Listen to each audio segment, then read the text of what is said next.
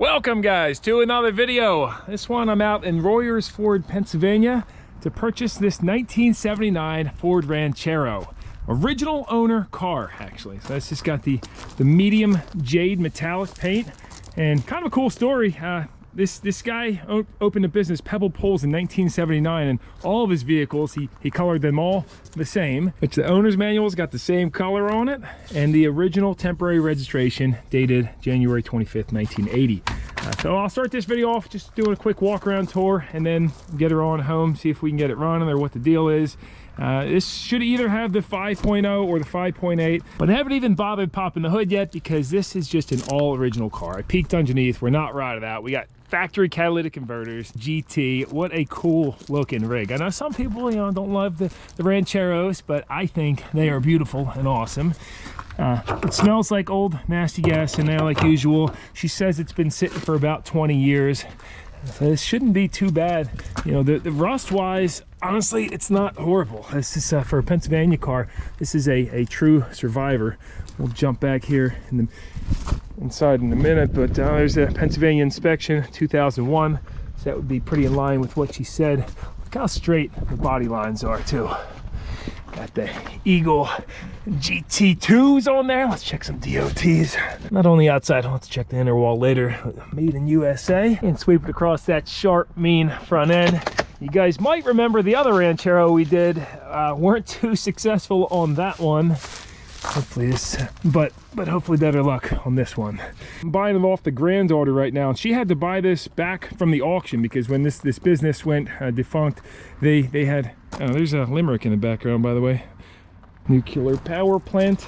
We're jumping off topic here, but they had to sell this at auction since the whole business was being liquidated, and she really wanted to put it back on the road, but just didn't have the time or money to put into it, so she decided to sell it. And oh man, I love the green interior. It almost looks like it would be moss, What color is that? Oh, it's awesome. Bro, ooh, it smells bad. Really bad. Well, there's the problem. Oh, mouse nest up in there. They have such a nice area to live up there. It's not a good design. And look at that, what a shame, because these seats are just gorgeous. I mean, this thing must have had a cover on it. There's no rot or anything. But that side has been pissed and pooped on for quite some time. Oh, we got keys in there too. Anything in the glove box? No, just locked up and falling through on the back. Why'd they do cardboard glove boxes in these things? But check it out. I mean, not rotted out. And the door jambs, definitely original paint for sure. So we're gonna have to do some cleaning, but I think she's worthy of it. They got 96,000 miles on the clock, and they were a smoker. Let's get this thing loaded up. They can pull it out and then winch it on the trailer forward. Hopefully the wheels rotate. Well, should be fine.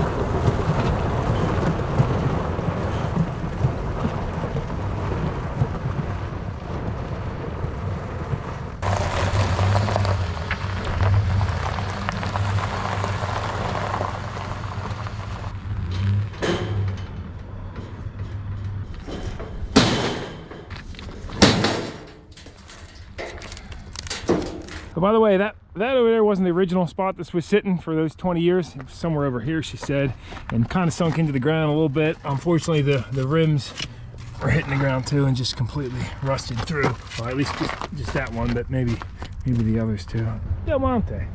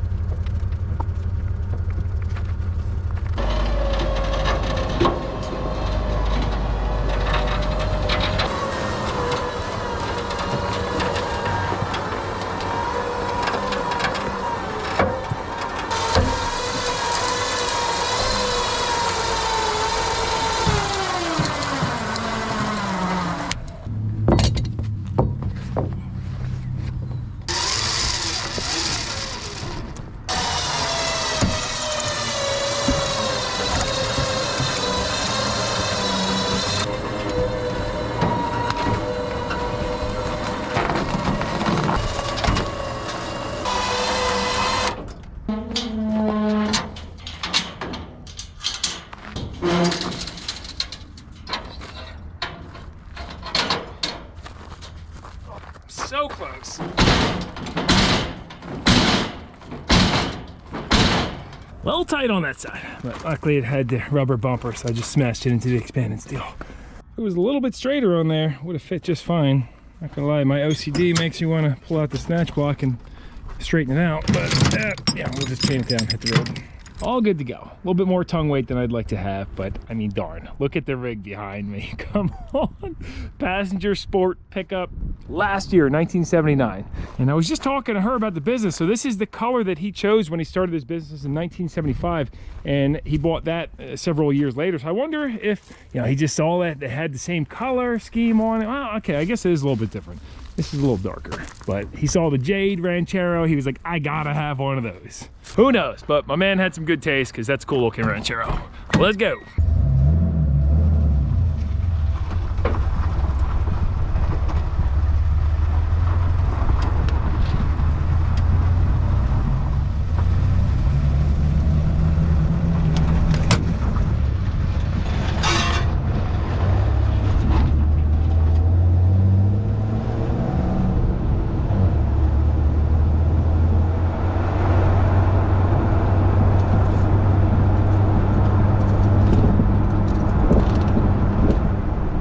Tundra's quite the tow rig. Just getting it done.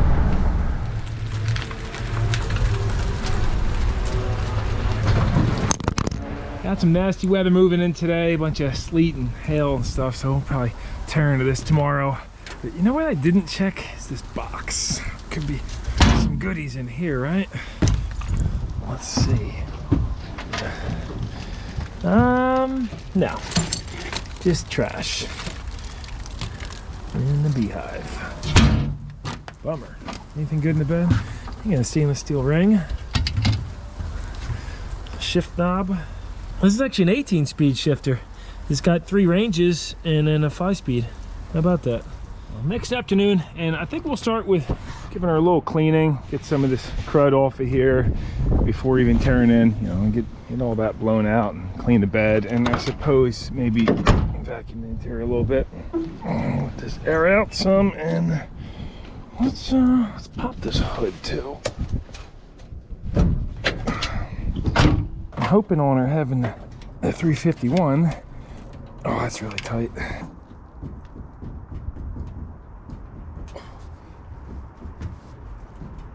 I don't want to bend the hood. Hit these with some PB.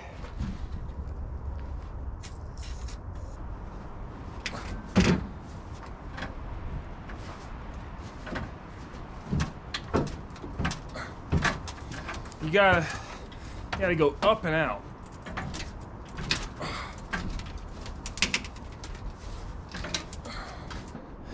That's what I like to see.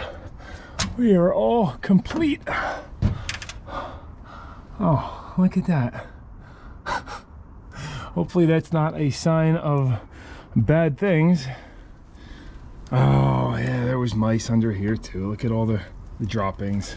Should probably get some gloves on, as you guys are always telling me. Lots of rodent droppings inside the intake.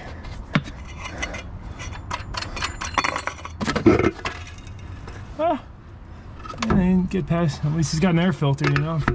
Have that and they get into the carburetor and get severe corrosion with the P in there, as you guys might remember on the here's the nest on the other side, on the, what was that, the wet bike. Man, those carburetors were just trashed from the mouse P, you know. I love that this is looking all factory, nothing butched up, and I'm not sure about engine size yet. I got the placard right here. Oh, it's a 5.0 C. So it's got a 302. All right, I'll take it. It'd be cool if it was the 351, but you know, can't argue with that. Let's see if that carb linkage is free. Yeah, that moves. Go ahead and hit these hinges again while it's up. Let that soak in. Move up the pumper.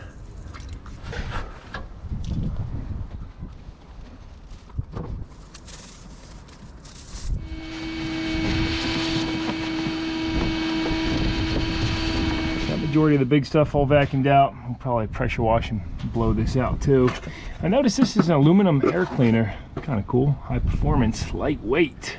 You can see where they were nibbling on this air filter too on the end there. Do a quick fluid check on everything when you smash your cylinders.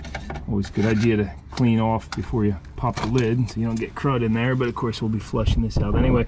Well, that's actually up to level and not horribly rusted looking in there, so that's good. And then we don't have, you know, might have brakes at work for all I know.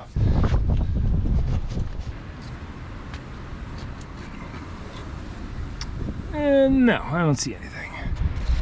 Antifreeze. Yeah, looks like maybe 6 inches down we got something. Hopefully it's not water. Motor oil. Look at that, right up to level, dark. That's what we like to see. And trans, even though it's not running, slight reddish, and some crud all over the stick. We can certainly ditch this battery. It's actually not rusted that bad under the battery tray. Glancing over on the driver's side, looks like the ignition box has melted. See all this stuff poured out from it? That's actually not wet. That's the glue or resin that's inside of here. Just so could have no spark.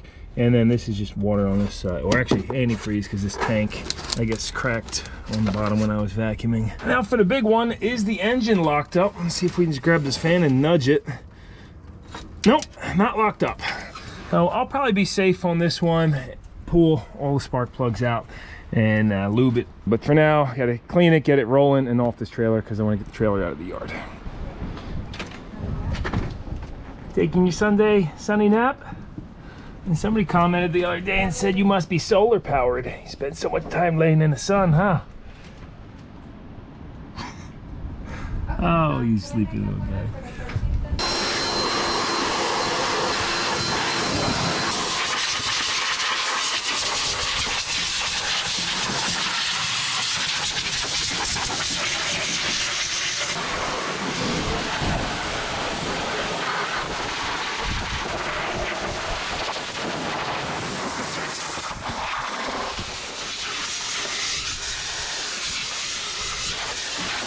A little bit nicer, quick rinse and blow dry. Now we can work in a clean engine bay.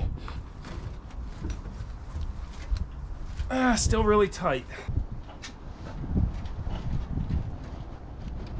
There it goes. You gotta love these old cars with the springs. The new ones with the little struts, they blow out after a couple of years, you know? Beautiful. And now she gets a quick rinse.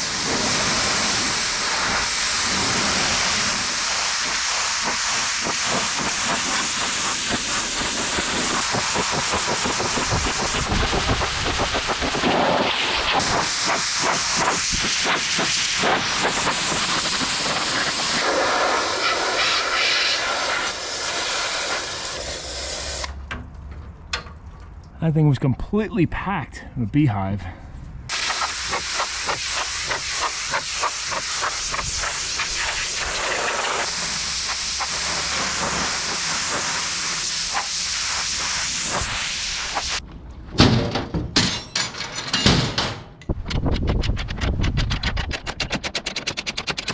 Yes, we'll get the bed cleaned out.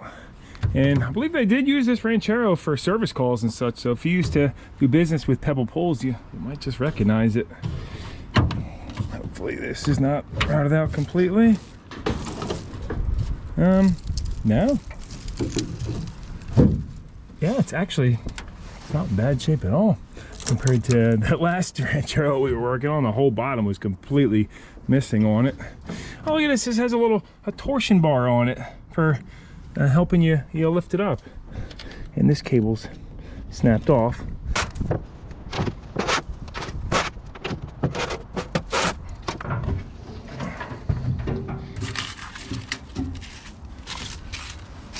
So many beehives.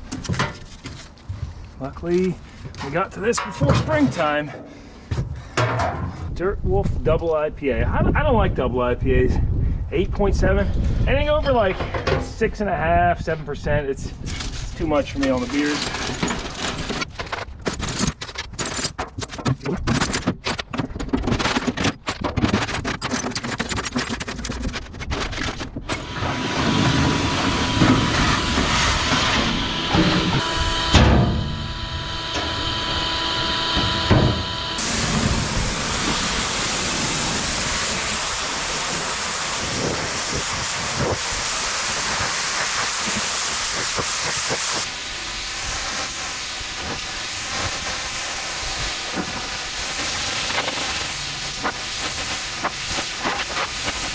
For the tires, I got a spare 5 lug that I'm hoping is going to fit up there, and you know, I was thinking this would take air, but it's not looking too promising.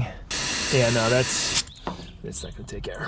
Quick side note, this storm drain, I did video on that a few years ago, and it worked wonders for drainage in this yard. Before, I used to get 5 inches of water in the center when it would downpour, and you can see it all comes here, but it also creates kind of a, you know, just a mucky, muddy mess. I would just stone the whole yard or pave it. Be nice. I'd say that's a good warning sign that I should probably not drive on the other Goodyears.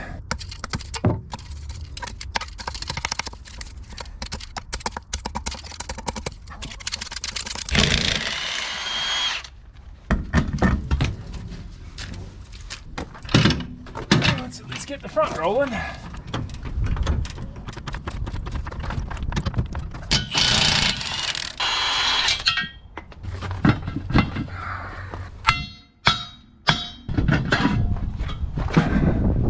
You can see somebody just replaced the rotors before they parked it, and then, you know, that shows how long it's been sitting. There's a bit of rust on there, but these are totally usable. It's just surface rust on there, really. I mean, it's deep surface rust, but that can be cut out.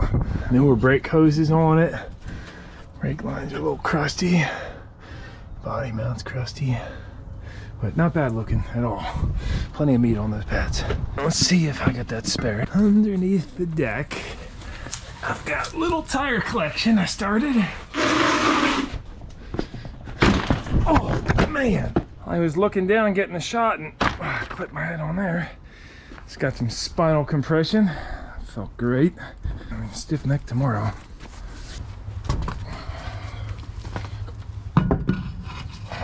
Sweet. Oh, no. Thought there was almost there, but not the right size. I don't even think to check if we got the spare in here. It looks like we do too. This doesn't have any air in it, but let's see. Well, tell me that ain't a score. Factory style wheels, not a little donut or anything. Firestone SS radial. Anytime you're filling tires been sitting a long time like this, it's really best to use a long extension with a ball valve on the end so you're clear away from it. But no matter what you do, at least mount it on the car, put some earmuffs and safety glasses on. That way if it blows out, it's not gonna jump up and take your face off.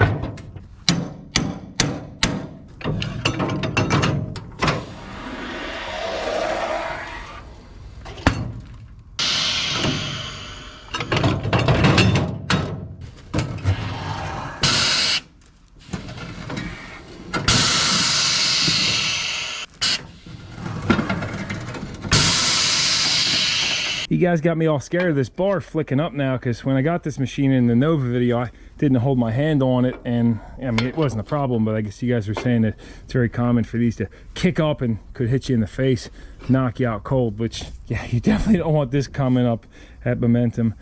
But it also seems a little dangerous holding your hand on there too, because then if it goes, it's like, whew, should be some kind of safety on there, huh? Unbelievable how clean these rims are. All I have to do is dry it off. There's no rust or anything. Clean off the top a little bit.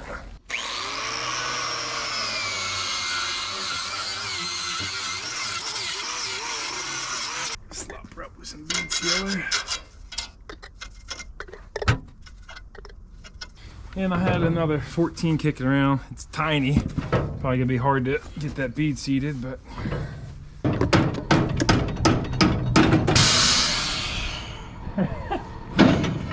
this rim's all chunked up.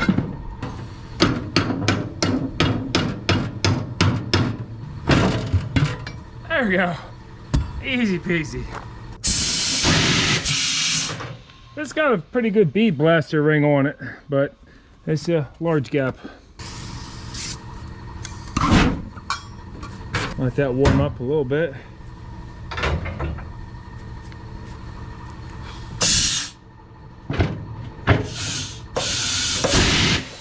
There it goes.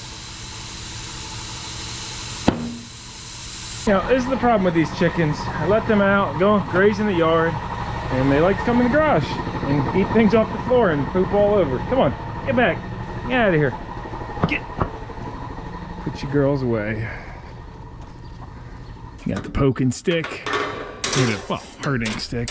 And you just smack it on the ground a couple times around things. Now, go on in. Come on, you don't want to get attacked by a fox out here. Alrighty. Let's see what these drum brakes look like.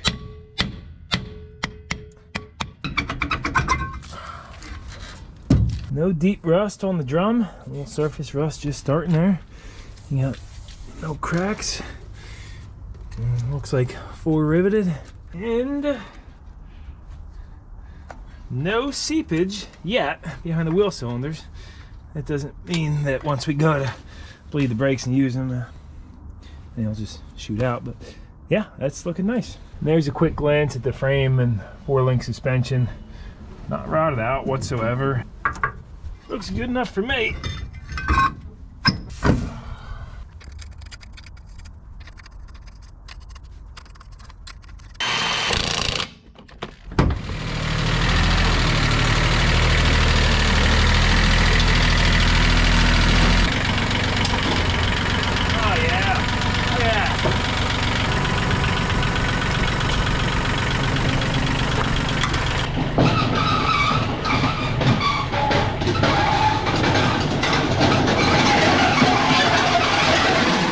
Item for tonight is to clean some of this out inside of here and then put the ozone generator in. Oh, do I hear somebody in there? I think I might have heard somebody running around.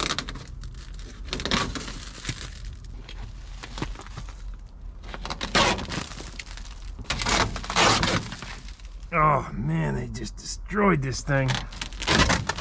What a shame.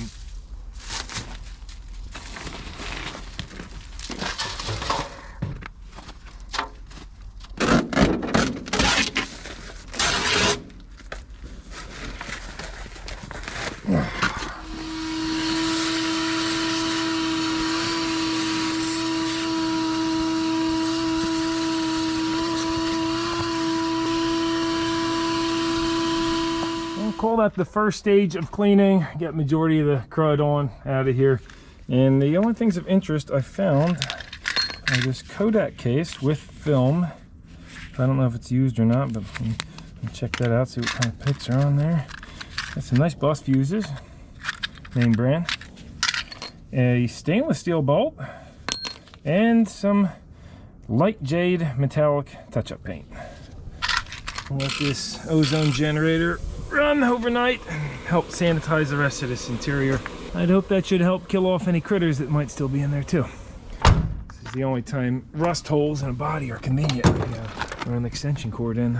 I'm retracting the pressure washer right now, and a lot of people are always asking what type. I actually did a review video on this pressure washer before, but it's a Giraffe Tools self-retracting wall mount pressure washer. It's very convenient. I'll drop a link down below if you want to check them out. They are a little pricey and not as powerful as the gas one, but it's nice not having to winterize it and just super convenient. So many vacuum hoses.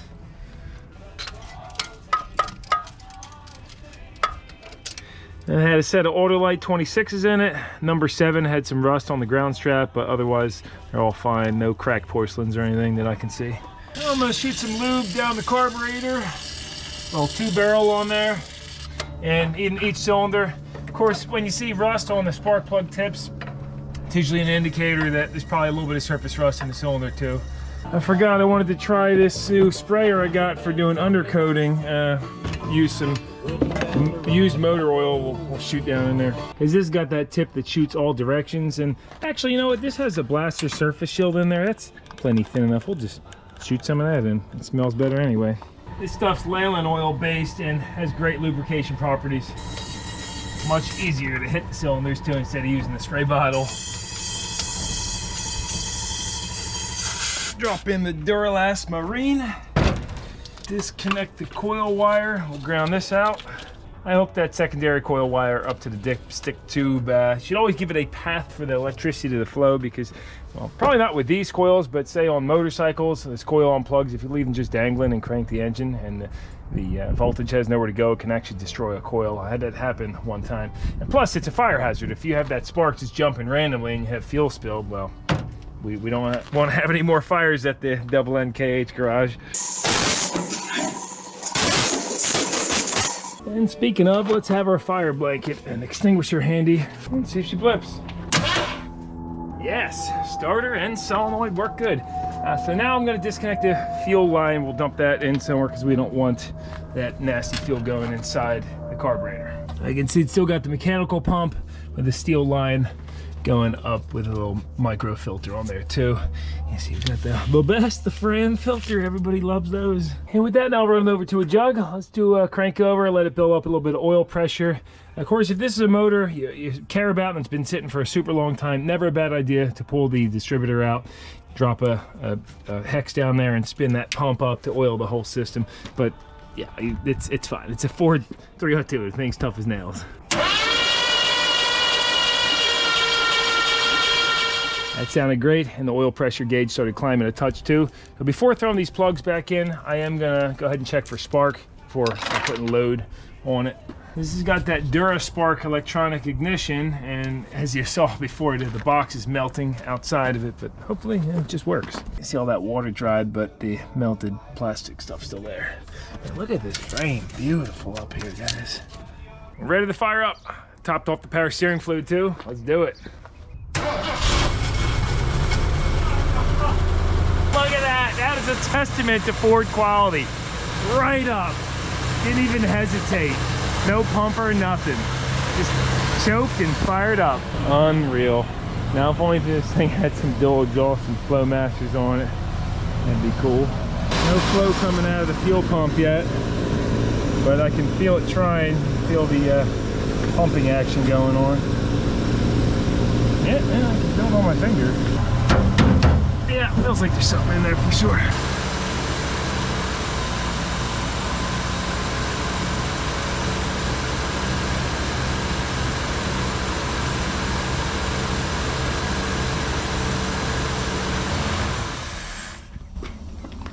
I can't get it to idle down yet. You eating the chicken custard again? Yeah, look at that. That's good stuff.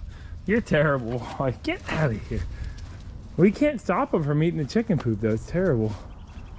Watch, here he goes. Boom, right there. Ew, stop! I mean, there's nothing we can do besides not let the chickens out. He'll spend hours out here at night eating chicken poop. He says, oh, this is the holy grail. Gus, that is not healthy for you. He doesn't like the white ones. You've been analyzing? Just the dark ones, yeah. So we're a little while later now, got the idle turned down some. Still no fuel coming out of the pump. And got the seats cleaned up pretty good. Check that out, those came out amazing. So this must have been redone at some point. I'm starting to realize that this certainly had a full restoration, would be my guess. But we're definitely missing on one cylinder. Hopefully it's just that one with the plug wire that's ripped. I kind of just threw a pick on there for now, but let's put this in gear and see if it moves. Can actually sit down in here now. Ooh, power steering's a little funky. I guess we'll top that back off now that it's running. And brake pedal feels like, yeah, I mean, feel like we got brakes. Let's see, here goes reverse. Oh yeah, it won't shift because, darn. So while this is still running, let's try to prime that fuel pump. Even though it should be replaced anyway, if you take a hose on the tank and you pressurize it with, a half a PSI, that'll sometimes do it. Kind of like this.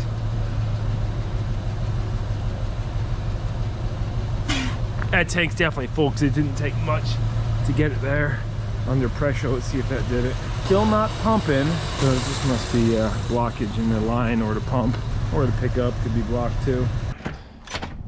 right, mister, gonna take a break, bring you to the park to go run. He's a happy, happy, happy hot dog. He's going for a walk. We're a little while later, getting closer to driving it. The lights turned them on, and all the markers except for that passenger front came on. That's just going to need a bulb, probably a socket. Actually, it's got a bunch of crud and rust in there too. But the headlights came on, and then two of them blew out immediately. So I think the high beams are still working. But yeah, even the brake lights out back and the tag bulbs are on. All the markers. And for the shifter, it turns out it was just this roll pin had backed out, and so it wasn't getting full click back. There's no interlock switch or solenoid or anything. I don't know why I thought there was, but so let's see if she moves.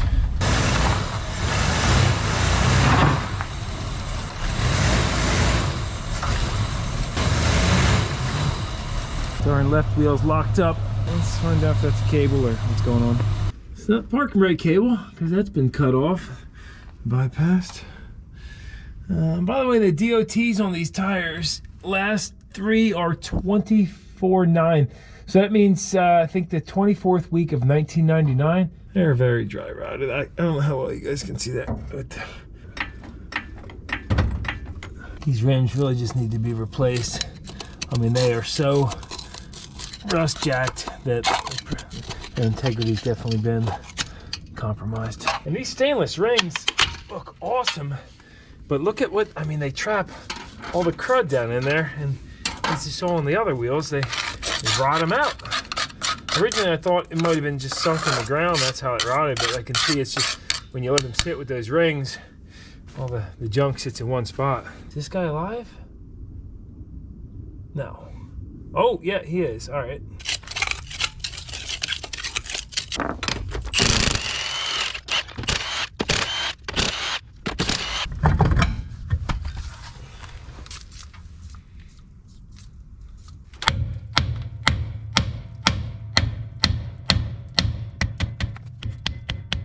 Could be a stuck piston in one of the wheel cylinder sides. Could be from me just pressing the brakes, actually. If the bores are rusted in there and the piston comes out.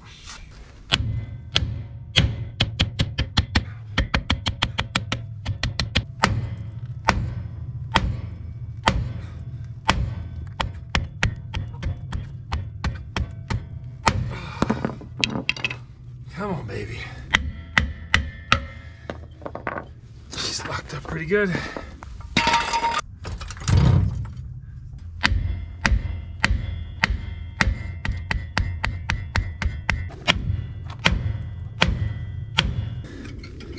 There we go, I'm getting somewhere.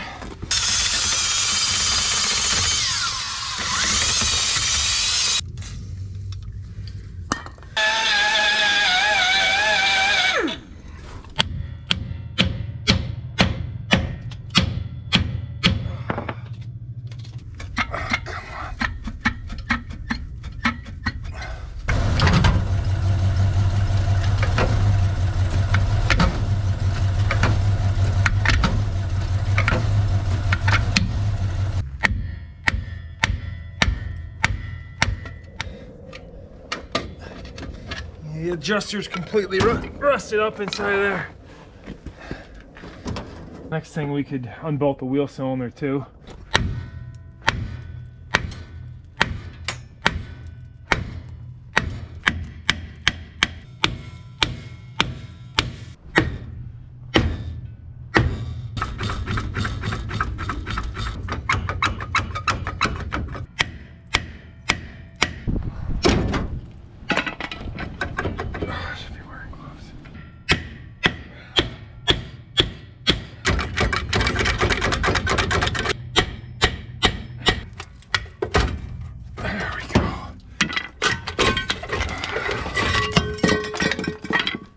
There we go.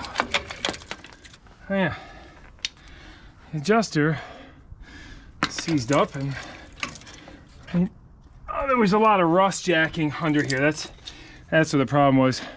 These shoe, this surface rusted and jacked off the shoe, so it was just locked solid. You see, I cut these off on the back. but it was still stuck. All right, good stuff. A little bit more rust on this side, huh?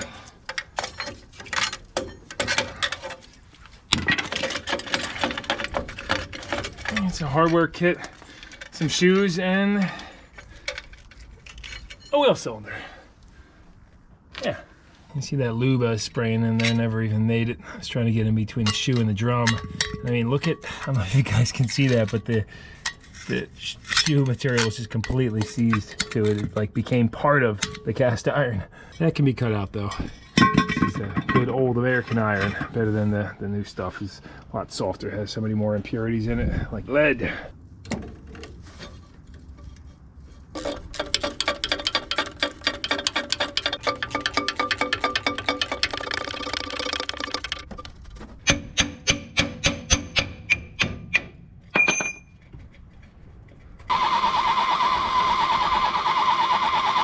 I was going to try to save the brake line, but there's no saving it.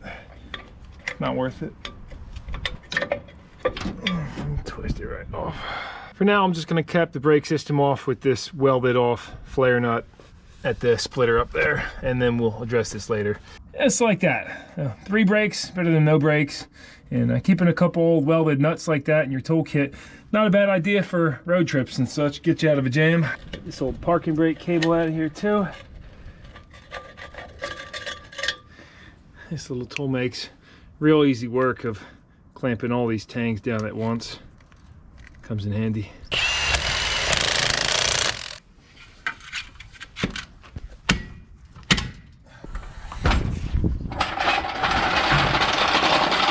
The next thing is going to be attacking the fuel pump issue. Find out if it's a clogged line or pickup. Probably just a bad pump, but let's find out. Opening to the front end, mostly surface rust with the occasional rot through. I'm actually surprised that rad support didn't rot on the battery side. That's usually the only side that's rotted, but I suppose we'll treat her to an oil change too, since it runs so darn good. Look at that, it's not even pissing oil everywhere. And I just shook down the front end. That's all good. Brakes aren't locked up on this side. Unreal, it's got the factory cat converters on it. I mean, that tells you a lot about this. Look at that. I mean, a couple of rust holes in the floors, but definitely patchable, you know. Wouldn't have to replace them completely. But here's a glance at the pump. Well, let's pop that hose off, see if we got flow. Surprisingly, this hose is still pliable. Remember the one on the Torino out in California, that was, or Vegas, that was completely dry rotted and just broken pieces. That gas smells usable, you know. I mean, it's usable. I just put a good amount of pressure on that tank and really nothing came out, so the pump's probably fine. It just has a clogged line or pickup. I imagine it's the pickup, but I guess we'll find out, right? All right, it looks like the line is flowing. Yep, there's our blockage. That's the pickup filter. Guess I could have assumed that, huh? You got the gas cap off. Let's try blowing something in here. No, that held the whole 120, so we gotta... Oh, actually, let's just pretend I didn't do that. Use a brass punch when you're punching steel near gas. I guess I should get another pan in case the tank's got a bunch of gas in it, because it feels like it could be full to me. Oh, yeah. Oh, yeah. We don't want to have the Exxon Valdez in the backyard, you know? Yeah, she is fully coolly, guys. Here comes Gus. Hey, boy, what are you doing? Oh, luckily this is not fresh gas. Keep on going. It's okay. It shouldn't fall. Stop. Just keep pushing it.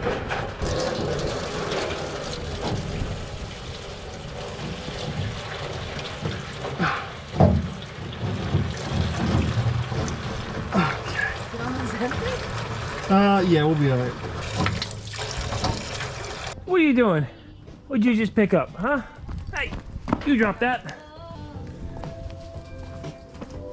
Great, now he's got something else. Hey, give that back. Give that back. What do you got? Says I gotta get you people to play with me somehow. Bringing trash around the yard. What are you doing? What are you doing?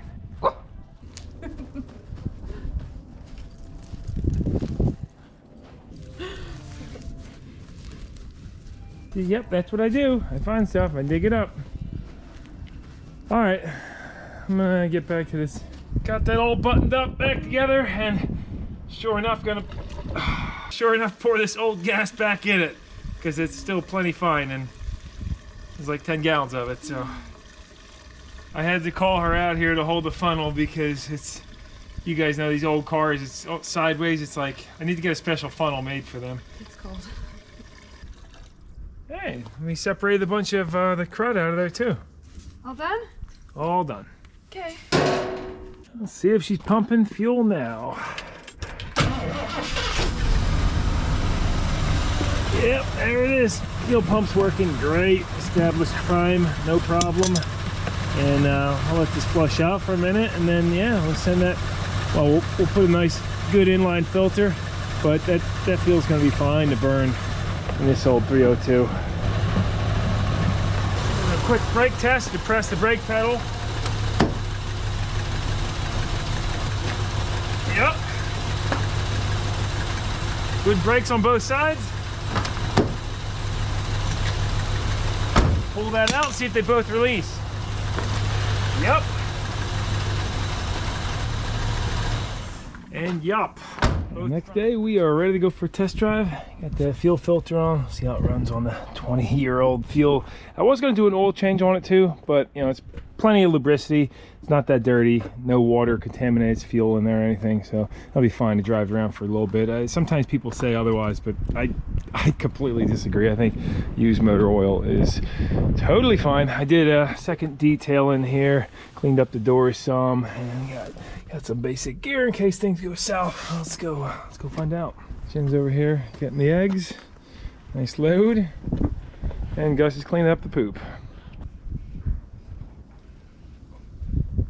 That's your poop, you dummy.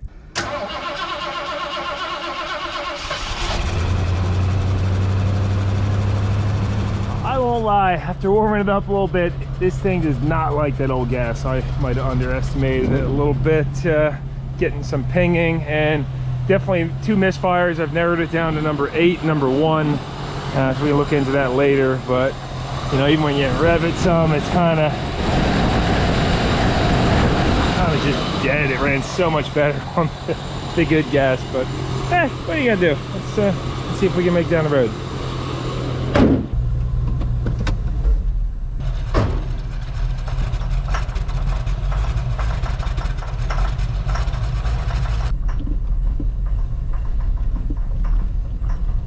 No, she don't do much more than idle. So now I gotta pump that gas out. I mean, really all we gotta do is just pump maybe 5 gallons out and get 5 gallons of freshie in there.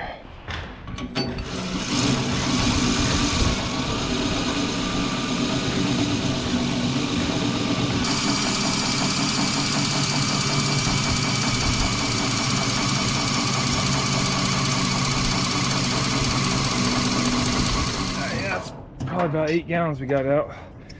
This could have been avoided if I would have just not poured the old stuff back in. 5 gallons of fresh cut in there. Should be good now. Let that make its way up. Vacuum leak.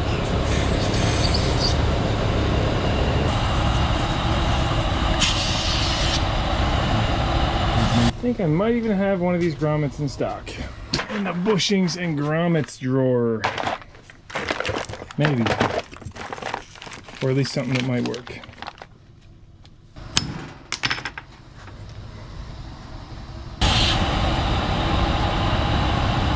Yes! Look at that. Been running for a little while now. Still got those couple misfires. I did check the firing order and that's all in line. Let's see how we are revving now.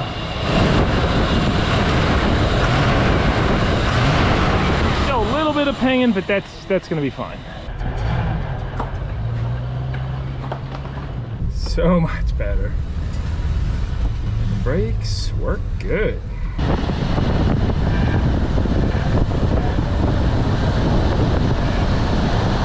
Let's see if she shifts.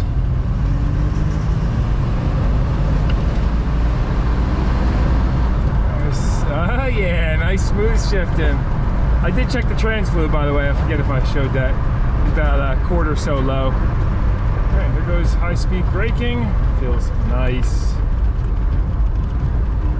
Smell something burning.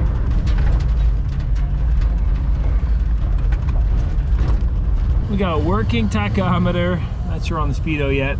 Positive charging amps. Half tank fuel. The temp has come up. Oil pressure, yeah, we're like 80 psi. Even the door ajar light works. Yeah, I think that burning smell was just the brake pads.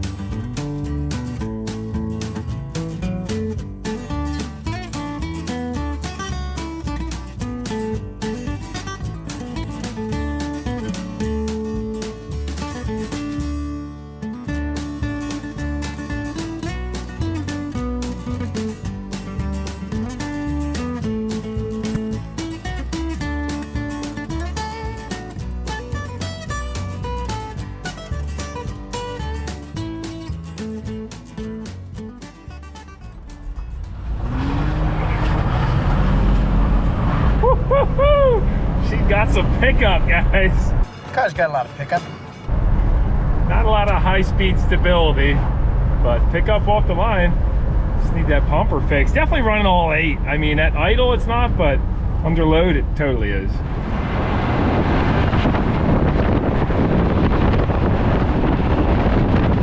Now, I would call that a successful test drive. You know, the shifting was a little wonky. It was shifting 1, 2, but into 3. I don't know, it did a couple times, then it wasn't others. Before that misfire, let's hear what it sounds like when I put it in gear and power brake it a little bit.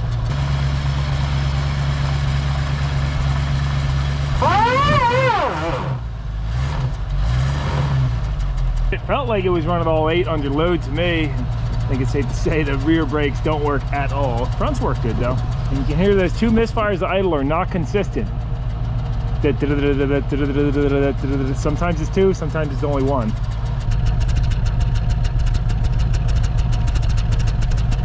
More than likely just a carburetor issue. Y'all might think I'm crazy, but this old gas going right in the Tundra. It's got a half tank in there. Straight up best way to get rid of old gas is to burn it. The way this thing's set up is it filters what comes in. This is on a swivel. That way you can establish prime easier, and then it also filters what comes out of the tank. It's got these quick connect ISOB hydraulic fittings, which are a little overkill. That's it. Pump her on out.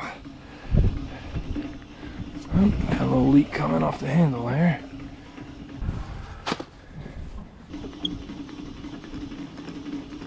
Alright, so she runs and drives, but where do we go from here? Well, this Ranchero is for sale. So if you've always dreamed of owning the last year of the Ranchero, 1979, well then, this could be your ticket. I'd like to get $2,000 for it. So if you're interested, NoNonsenseKnowHow@gmail.com, and it's located just north of Philadelphia. If Dalton over at Pole Barn Garage, if you're watching this and you want it, I'll give you a fire deal. I'll sell it to you for next to nothing if you want it for the power tour. I know you were talking about maybe coming out to the East Coast and doing the power tour, so keep that in mind if you're watching. And if it don't sell, then maybe I'll end up doing some more work to it in the future. The lady I bought it from, she said everybody reaching out to her just wanted it for parts, and she didn't want to see that happen, so I kind of promised her I'd try to either fix it up or find a buyer to get it back on the road. It was very dear to her. Clean title in hand. Next thing I want to briefly mention is I do read and see your guys' comments, and I appreciate you looking out for me. On some of the previous videos, you guys mentioned HPS. Hantavirus pulmonary syndrome. It's a virus that mice and rodents carry, and when you're dealing with a situation like that Ranchero, you could end up with this virus, and it has a 40% death rate, mortality rate. So not good. And I've heard of it before, but always looked at it more of like a West Coast thing, because after researching, 96% of the cases are west of the Mississippi. So anyway, it's kind of like rattlesnakes. We don't really have them around here, but that being said, I mean, 40% mortality rate, that's not good. I'm going to start wearing better protection and running the ozone generator for longer periods of time before getting inside of these vehicles. Anyway, just a little bit of info there. Be careful if you guys are getting in old sheds, old cars. You know, take some precautions. because you don't want to die. Hopefully we find a new buyer for this Ranchero, somebody who's going to love it, give it the TLC it needs. And if you're still in the mood for watching videos, then consider going over to my second channel, checking out the Fleet Star update, well, Fleet Star closure. And on that, I try to always keep you guys updated what happens to these vehicles and such. And thanks very much for watching. I appreciate you. All the feedback, everything you do, the support. Thanks very much. No nonsense, know how. Hope to see you in a week or two in another video.